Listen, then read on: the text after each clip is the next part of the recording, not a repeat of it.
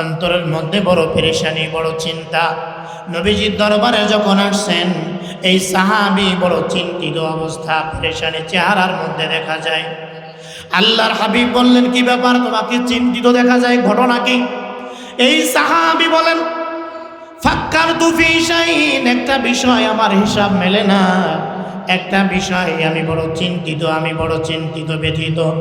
আল্লাহর হাবিব বললেন, সে বিষয়টি কি? সাহাবী বলতেছেন, ইয়া রাসূলুল্লাহ, এই দুনিয়ার মধ্যে থাকা অবস্থায় যখনই মন চাই তখনই আপনার দরবারে হাজির হয়ে আপনার জান্নাতি চেহারা দেখে জীবনটা ধন্য করি। সকালবেলায় আপনার দরবারে আসি, আবার যখন সন্ধ্যা হয়ে যায় তখনও আপনার দরবারে হাজির হই। ইয়া রাসূলুল্লাহ, চিন্তার বিষয় হলো আপনি যখন দুনিয়া থেকে বিদায় হয়ে যাবেন, আপনাকে আল্লাহ স্পেশাল জান্নাত দিবেন। কথা বলেন ঠিক কিনা? আপনাকে স্পেশাল জান্নাত দিবেন। আর আল্লাহ পাক আমাকে যদিও জান্নাত দেন, আমি তো ছোট্ট একটা জান্নাত পাবো, অনেক দূরত্বের পথ। ইয়া রাসূলুল্লাহ, জান্নাতে যাওয়ার পরে যদি আপনাকে আমি দেখতে না পারি, আপনার চেহারা যদি সকাল সন্ধ্যা দেখতে না পারি, আমি তো সহ্য করতে পারবো না, বরদাস্ত করতে পারবো না। ইয়া রাসূলুল্লাহ, এই টেনশনে আমি চিন্তিত আছি। আল্লাহর হাবিব কোনো কথা বলেন না, নবীজি আমার কোনো কথা বলেন না, চুপ করে বসে আছেন। বলেন তো, এই সাহাবীর এই কষ্টের কথা আল্লাহ শোনেন কিনা? আল্লাহ শুনতেছেন। আল্লাহ পাক রব্বুল আলামিন খুশি হয়ে গেলেন, জিবরাইল আমিনকে পাঠিয়ে দিলেন। জিবরাইল, যাও যাও, নবীর মুহাম্মদের আশিক দেখো, সাহাবী আসছে, প্রশ্ন করতেছে, আয়াতে কারিমা নিয়ে যাও। আয়াতে কারিমা নিয়ে জিবরাইল হাজির হয়ে গেছে। হে রাসূল, আপনি আপনার এই সাহাবীকে জানাইয়া দেন, যারা আল্লাহ এবং তার রাসূলের আনুগত্য করবে তাদের হাসর হবে, তারা জান্নাতে থাকবে নবীদের সাথে। বলেন সুবহানাল্লাহ।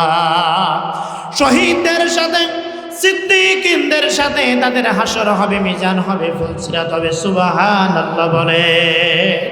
কৌনাইন কা মুখতার খুদা তুমকো বানায়া,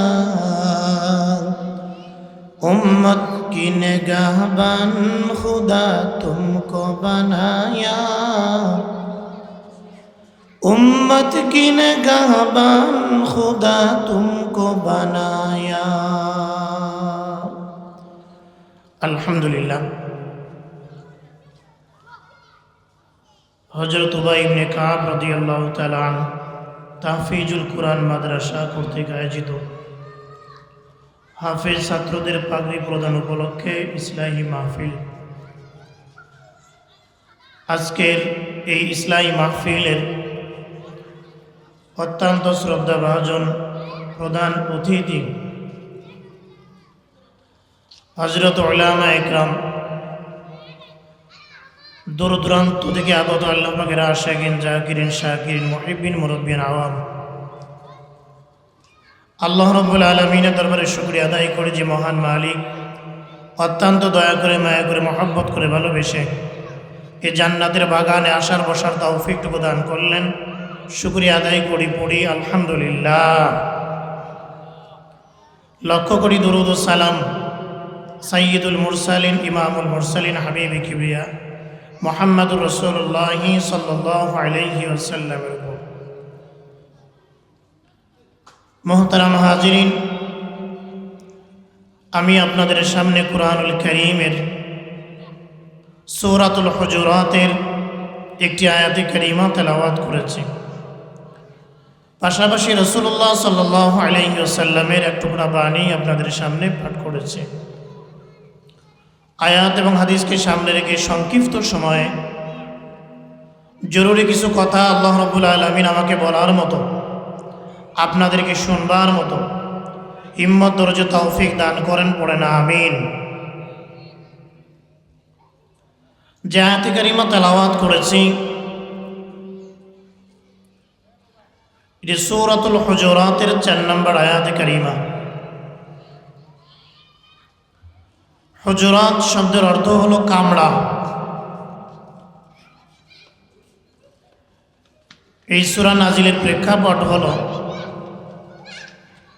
রাসূলুল্লাহ সাল্লাল্লাহু আলাইহি ওয়াসাল্লাম দুপুর বেলায় একদিন আরাম করতেছিলেন ঘরের মধ্যে। আশআরি গোত্রের কিছু লোক আসছে নবীজির সাথে দেখা করার জন্য। লোকেরা জানে না নবীজির সাথে কিভাবে কথা বলতে হয়, আদব আখলাক সম্পর্কে অবগত ছিল না। এই জন্য তারা এসে ডাকতে আরম্ভ করে, ইয়া মুহাম্মদ উখরুজ ইলাইনা, এ মুহাম্মদ বের হয়ে আসো, কথা আছে। এই যে এইভাবে আল্লাহ রাসূলকে ডাকাডাকি করা, এইটা আল্লাহ পাক পছন্দ করেন নাই।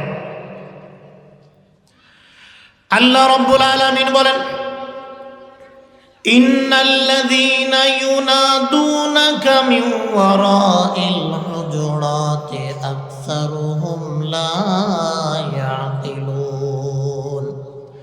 আল্লাহ রাব্বুল আলামিন বলেন, যারা আমার নবীকে ঘরের বাইরে থেকে নবীর আরামের সময় ডাকাডাকি করলো, এই লোকদের কি এতটুকু আকল জ্ঞান বলতে কিচ্ছু নাই? নবীজির আরামের সময় কেন তারা নবীকে কষ্ট দেয়, কেন ডাকাডাকি করে? আল্লাহ রাব্বুল আলামিন পরের আয়াতে বলেন, ওয়ালাউ আন্নাহুম সাবারু হাত্তা তাখরুজা ইলাইহিম লাকানা খায়রান লাহুম। রাব্বুল আলামিন বলেন, এই লোকগুলি যদি সামান্য সময় অপেক্ষা করত, যতক্ষণ পর্যন্ত রাসূল ঘুমিয়ে আছেন ডাকাডাকি যদি না করত, সবর করত, তাহলে এইটাই তাদের জন্য কল্যাণকর হতো। আল্লাহ পাক রব্বুল আলামিন নবীজির সামান্যতম কষ্ট হোক আল্লাহ রব্বুল আলামিন বরদাস্ত করেন না। কেন লোকেরা আমার নবীকে কষ্ট দিবে? কেন নবীর সাথে খারাপ আচরণ করবে? কেন নবীকে সাধারণ মানুষের মতো ডাকাডাকি করবে? এই আয়াতে কারিমার মধ্যে আল্লাহ রাব্বুল আলামিন তার হাবিবের প্রতি মায়া মহব্বত প্রকাশ করেছেন। হাবিবকে কি পরিমাণ ভালোবাসেন, মহব্বত করেন, আয়াতে কারিমার মাধ্যমে আল্লাহ রাব্বুল আলামিন পরিষ্কার করে দিয়েছে। আল্লাহ পাক রব্বুল আলামিন তার হাবিবকে অনেক বেশি ভালোবাসেন। কেমন ভালোবাসা? আল্লাহ রাব্বুল আলামিন বলেন, আমি সকল নবী রাসূলদেরকে প্রেরণ করেছি নির্দিষ্ট গোত্রের কাছে, নির্দিষ্ট জাতির কাছে আমি আল্লাহ রাব্বুল আলামিন প্রেরণ করেছি। ওয়ালাকাদ আরসালনা নূহান ইলা কওমি। আল্লাহ পাক রব্বুল আলামিন বলেন, ওয়ালাকাদ আরসালনা ইলা সামুদ আখাহুম সালিহা। প্রত্যেক জাতির কাছে আমি আল্লাহ পাক রব্বুল আলামিন তার রাসূলকে পাঠিয়েছি। কিন্তু আমার মায়ার নবীর ব্যাপারে আল্লাহ রব্বুল আলামিন বলেন, হে রাসূল, আপনাকে কোনো জাতির কাছে আমি প্রেরণ করি নাই, কোনো গোত্র কোনো বংশের কাছে আপনাকে পাঠাই নাই।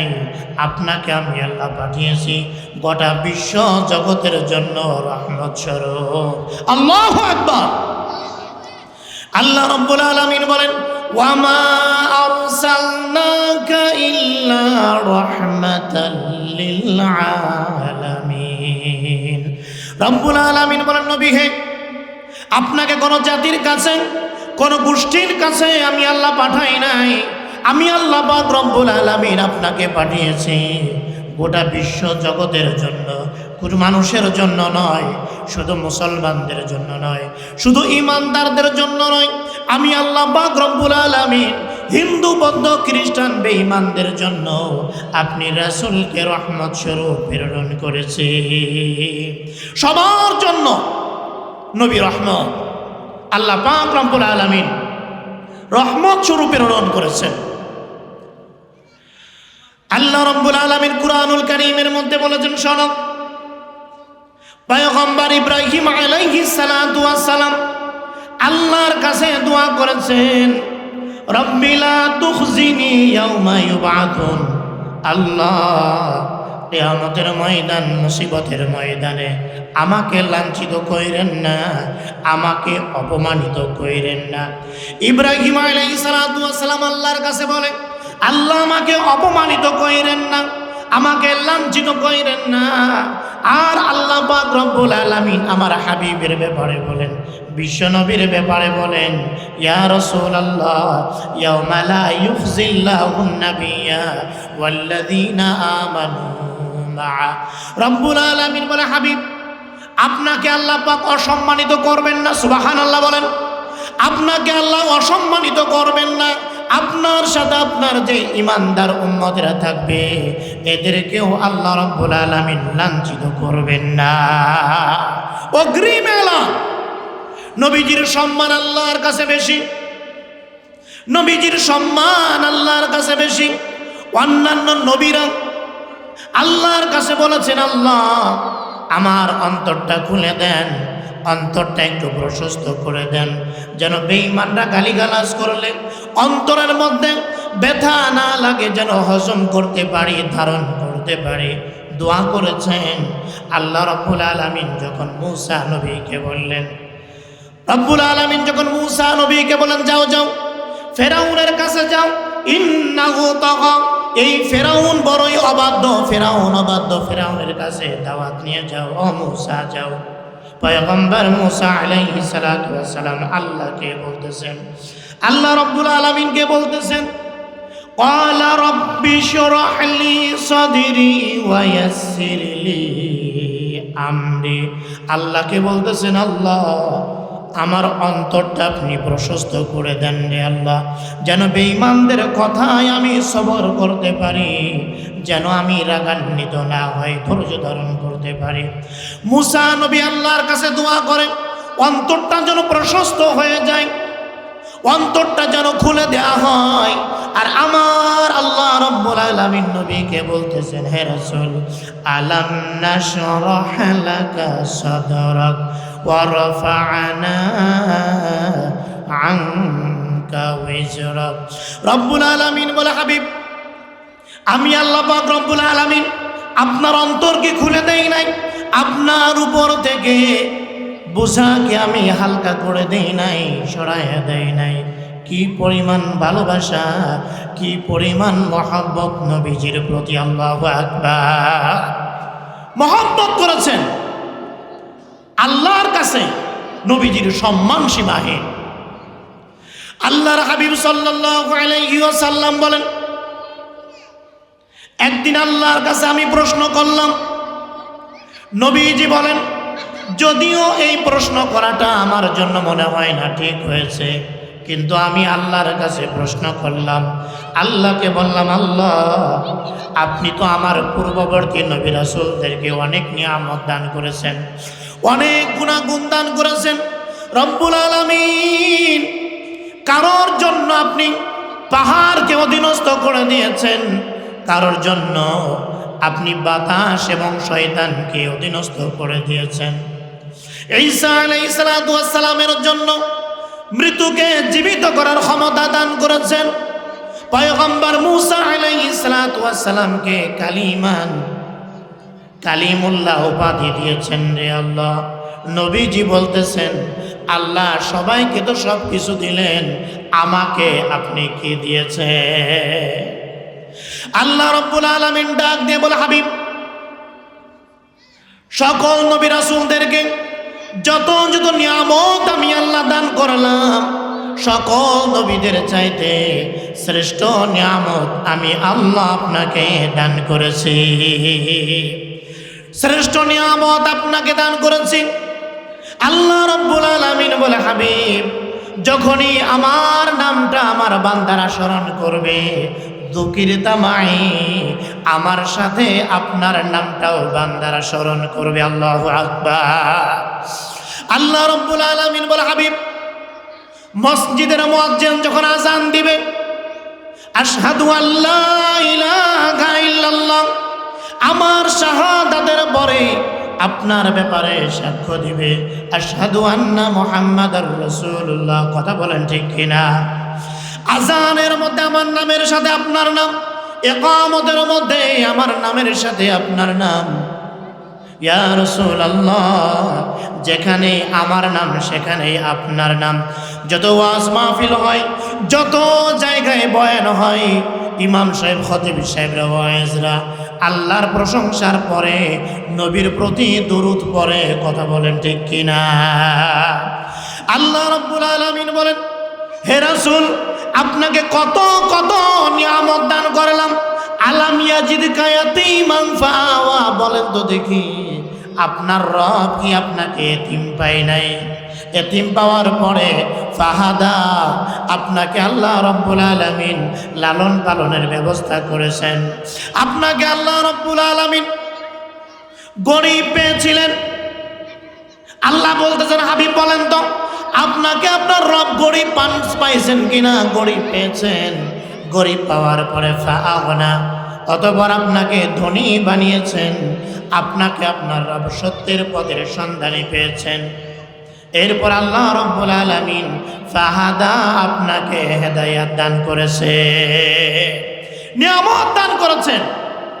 সকল নবী রাসূলদেরকে যত যত নিয়ামত আল্লাহ রাব্বুল আলামিন দান করেছেন, আপনি একা মুহাম্মাদুর রাসূলুল্লাহকে সকল গুণগুলি দান করেছেন। বলেন সুবহানাল্লাহ।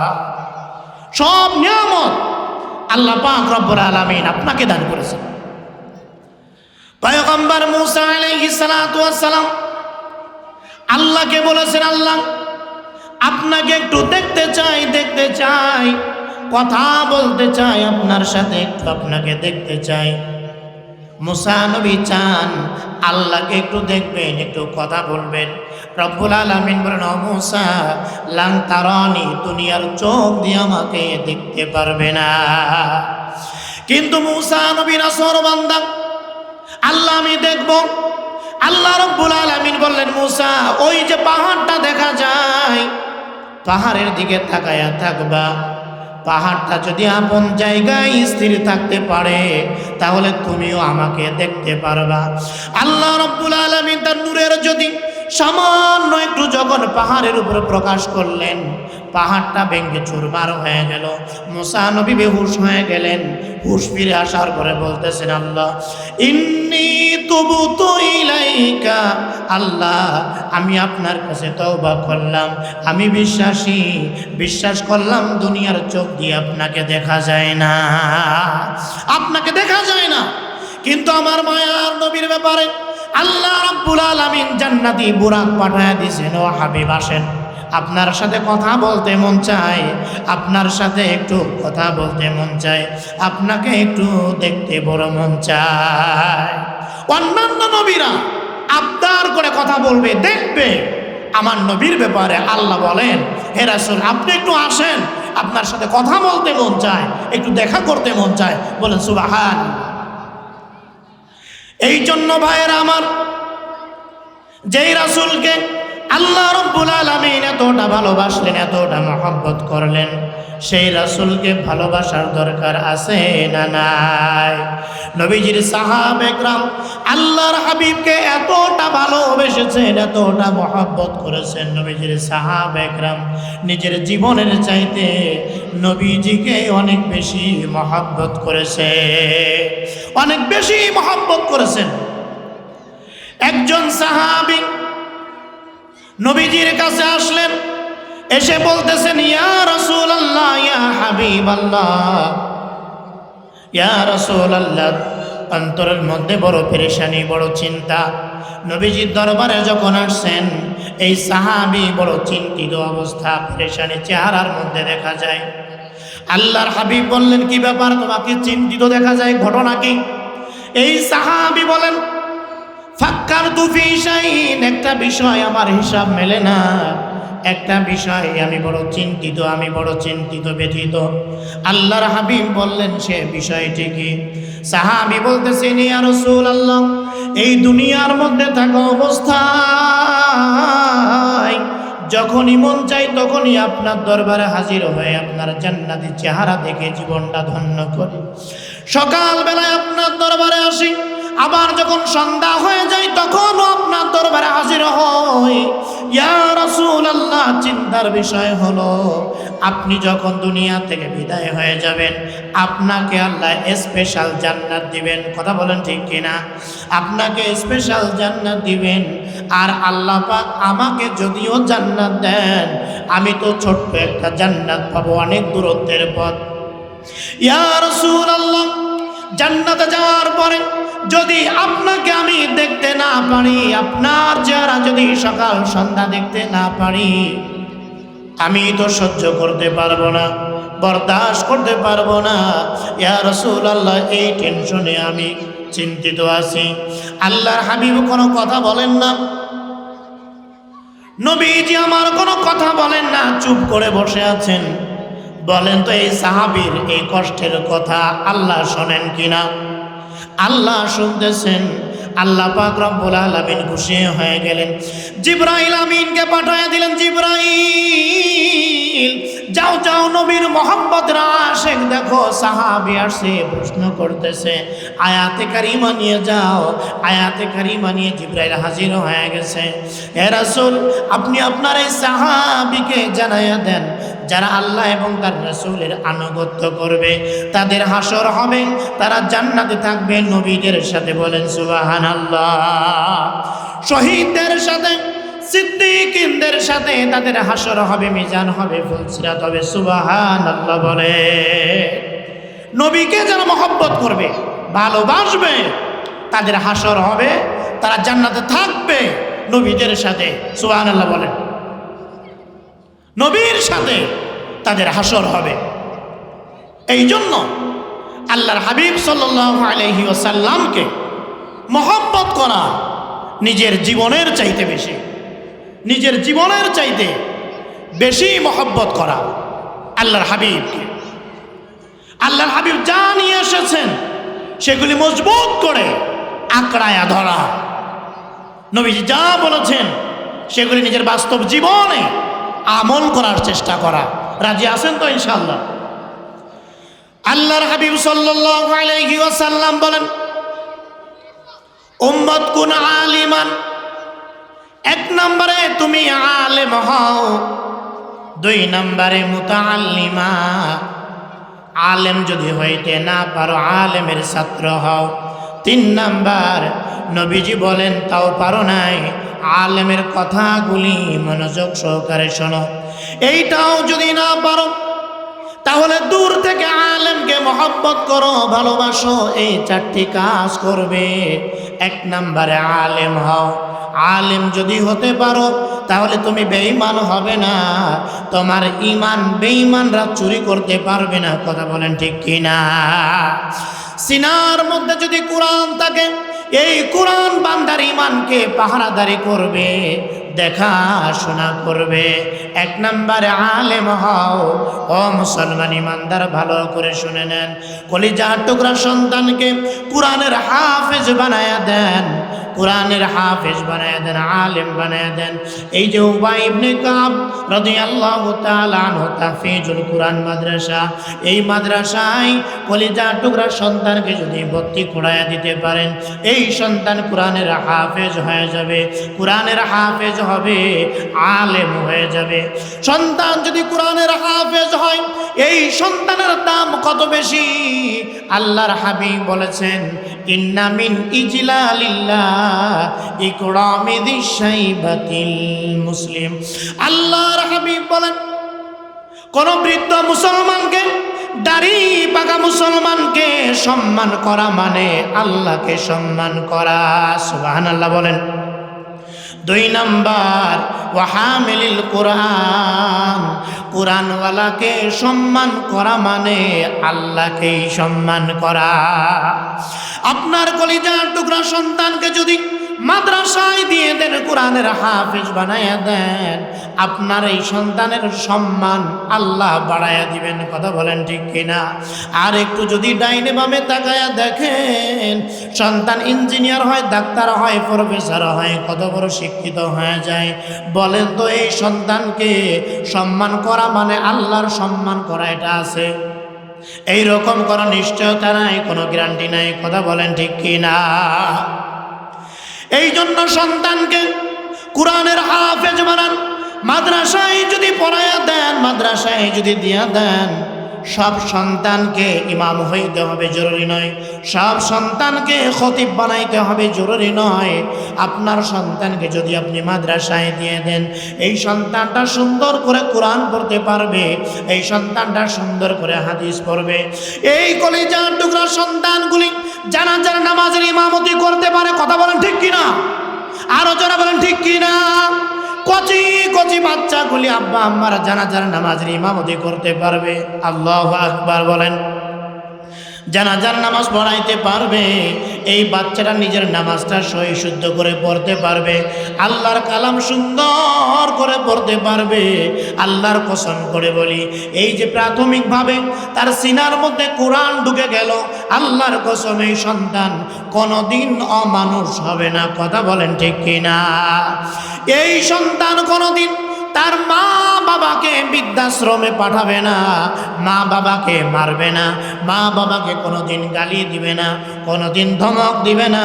কারণ আপনার সন্তানকে যখন মাদ্রাসায় পাঠায়া দিলেন, আমরাও যখন মাদ্রাসায় আসলাম, মাদ্রাসার কোরআন যখন আমরা বললাম, তখন কোরআনের মধ্যে আল্লাহ পাক রব্বুল আলামিন আমাদেরকে জানায়া দেন, ওয়া ক্বাদা রাব্বুকা আল্লা তা'বুদু ইল্লা ইয়্যা ওয়া বিল ওয়ালিদাইনি ইহসানা। আল্লাহ পাক রব্বুল আলামিন বলেন, হে বান্দা, তোমার রবের পক্ষ থেকে চূড়ান্ত সিদ্ধান্ত, চূড়ান্ত ফয়সালা এটা, তুমি গোলামি করবে একমাত্র তোমার রবের। গোলামি করব কার? আরো যারা বলেন কার? গোলামি করব একমাত্র আল্লাহর। কোন মাজারে সেজদা দেওয়া যাবে? কথা বলেন না কেন? কোন মাজারে সেজদা দেওয়া যাবে না, মাজারওয়ালাকে ডাকা যাবে না। মাজারের কোনো ক্ষমতা আছে? আরো কথা বলেন না কেন? মাজারওয়ালার যদি ক্ষমতা থাকতো, এ আল্লাহর বান্দা কোনোদিন মরতো না। কথা বলেন ঠিক কিনা? এর কোনো ক্ষমতা নাই, কোনো যোগ্যতা নাই। দুনিয়ার মানুষ মরতে চায় না, দুনিয়ার মানুষ বৃদ্ধ হতে চায় না, দুনিয়ার মানুষ গরিব হইতে চায় না, দুনিয়ার মানুষ অসুস্থ হতে চায় না। কথা বলেন ঠিক কিনা? কিন্তু প্রত্যেকটা অবস্থার সম্মুখীন বান্দাকে হতে হয়, কিচ্ছু করার থাকে না। এই জন্য গোলামি করবে একমাত্র কার? আল্লাহ রব্বুল আলামিনের গোলামি করব। আল্লাহ রব্বুল আলামিন বলে, বান্দারে, আমার গোলামির উপরে তুমি সেবা করবে, গোলামি করবে। তোমার আব্বা আম্মার, সুবহানাল্লাহ বলেন, তোমার মা বাবার সাথে ইহসানের আচরণ করবে। মা বাবার সাথে ইহসানের আচরণ করবে। আমি আপনাদেরকে বুঝাইতে চাচ্ছি, আমরা যখন মাদ্রাসায় গেলাম, মাদ্রাসায় পড়লাম, আল্লাহর কোরআন খুললাম, আল্লাহর কোরআন আমাদেরকে বলে, ও আল্লাহর বান্দা, গোলামি করবে একমাত্র আল্লাহর। কোরআন আমাদেরকে বলে। আপনার বাচ্চাও যখন মাদ্রাসায় যাবে, মাদ্রাসায় আল্লাহর কোরআন আপনার বাচ্চাকে বলবে, ও আব্দুর রহমান, গোলামি করবা একমাত্র আল্লাহর। 2 নম্বরে আল্লাহর কোরআন জানায় দেয়, ও আব্দুর রহমান, মা বাবার সাথে ইহসানের আচরণ করবে। মা বাবার সাথে ইহসানের আচরণ করবেন। মা বাবার সাথে ধমক দিয়ে কথা বলবে না, চোখ রাঙ্গায়া কথা বলবে না। মা বাবার সাথে ভালো আচরণ করবে, অন্তর থেকে মা বাবাকে মহব্বত করবে, মা বাবাকে ভালোবাসবে। সম্পদের লোভে পড়ে মা বাবা সম্মান করলে চলবে না।